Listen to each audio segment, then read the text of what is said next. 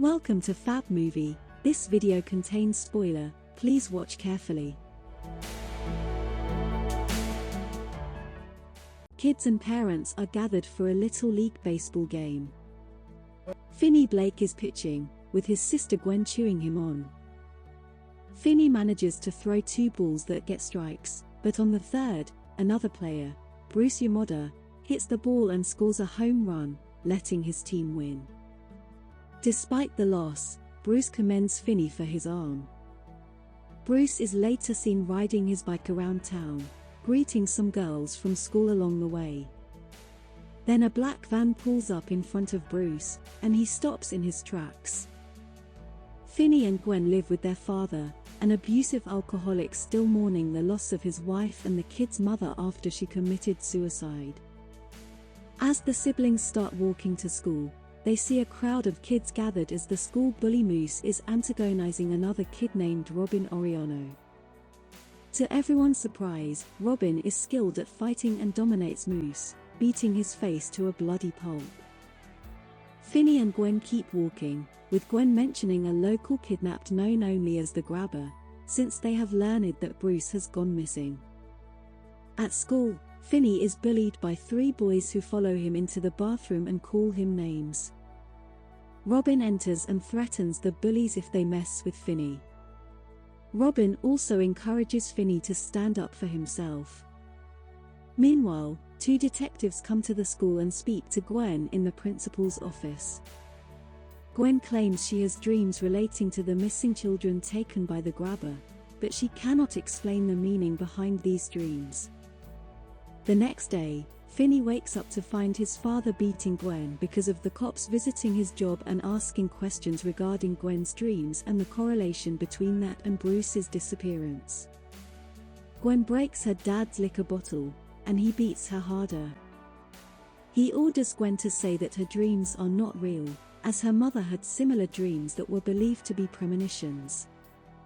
Later on, Robin is riding his bike around the neighborhood.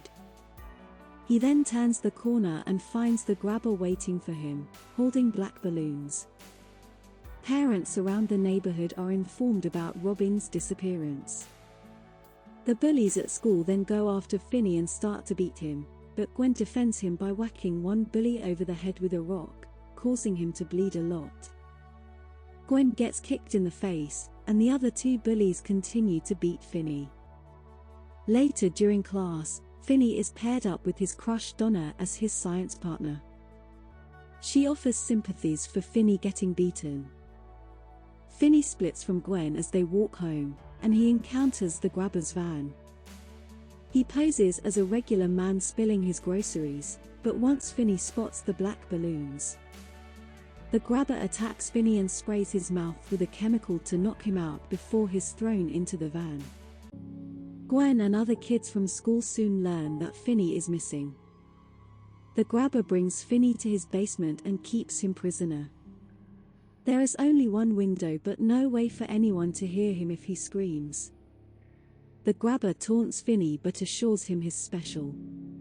On the wall is a black phone that is disconnected, which the Grabber claims to have heard ringing before. Later, the phone rings again, and Finney answers it. He hears the voice of Bruce, who notes Finney's arm in baseball, calling it Mint. However, Bruce doesn't remember his own name or what he did when he was alive. Bruce gives Finney a tip about a space in the floor where he can move a tile and begin digging. Finney spends his time digging and flushing the dirt down the toilet. Gwen has a dream where she sees a flashback of Bruce's life from childhood, and his developing interest in baseball. Mr. Blake talks to Gwen, saying that her mother would talk about having dreams that are visions just like Gwen does, and he thinks this drove her to commit suicide. So he wants to prevent Gwen from falling down the same path. The Grabber brings Finney eggs and a Sprite, assuring him the food is clean. He also leaves the door unlocked, but as Finney walks toward it, he hears the phone ringing again, and he hears the voice of a local paperboy named Billy, Jacob Moran. While talking to Finney, his ghost appears next to him, his face having been slashed by the Grabber. Billy tells Finney that the unlocked door is a trap, and the grabber will be waiting upstairs for him with a knife. Billy mentions a cable he left in a crack under the wall. Finney grabs a rolled-up mat and slides the cable up to the window bars and attempts to climb his way out, but his weight causes the bars to get pulled off, leaving him with no way to get back up. Another flashback dream shows Billy's life as a paperboy, delivering with his dog before the grabber got him. The detectives go around the neighborhood and speak to a man named Max, who is doing his own investigation into the missing kids. He tells the detectives that he is staying with his brother for the time being. Meanwhile, Gwen tries to take whatever info she can from her dreams to try and find her brother. The grabber asks Finney his name, but when he lies about it, he throws Finney a newspaper showing the news of his disappearance. When he leaves, the phone rings again, and Finney speaks to a boy named Griffin. His ghost appears floating beside Finney, and Griffin tells him about a lock combination that he had written down. This is part of a game the grabber likes to play with his victims called Naughty Boy. Finney finds the numbers, but Griffin cannot remember the exact combo. While the grabber is sleeping, Finney sneaks upstairs and tries every combo he can think of until he unlocks the door. Unfortunately, the grabber's dog Samson barks at the sound of the unlocking, which wakes up the grabber. Finney runs out of the house and only makes it barely down the street before the grabber catches him.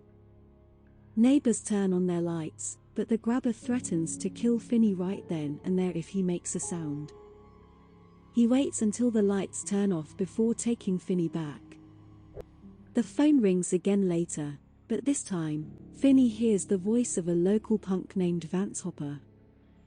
A flashback dream shows Vance at an arcade where he fought with two kids after one of them messed with his high score. He was arrested shortly after. In the flashback, Gwen finds herself alongside Vance, who is talking to Finney through the police radio, but Finney cannot hear Gwen calling out to him. They end up at a house, where Gwen tries to remember the number. She later rides her bike through the area to find the house and is spooked by the ghosts of the grabber's victims. Finney listens to Vance's advice and finds a space behind the wall where there is a freezer. Finney tries to push through the door as hard as he can, but to no avail. He begins crying, fearing that he will die there. The phone rings one more time, and he answers. It's Robin, and he remembers both Finney and his own life. He tells Finney that he was always his friend, and that now is the time that he really needs to stand up for himself. Robin tells Finney to practice using the phone as a weapon and to fill the receiver with dirt to add some heft to it. Gwen contacts the detectives and goes with them to the address she saw in her dreams. While this happens, Max comes to the conclusion that the missing kids are in the house he is staying in, because the grabber is his brother. He goes to the basement and is shocked to find Finney there. Just as Max attempts to help, the grabber kills him with an axe to the head. He goes after Finney, but the boy has utilized all the help from the ghost kids at his disposal.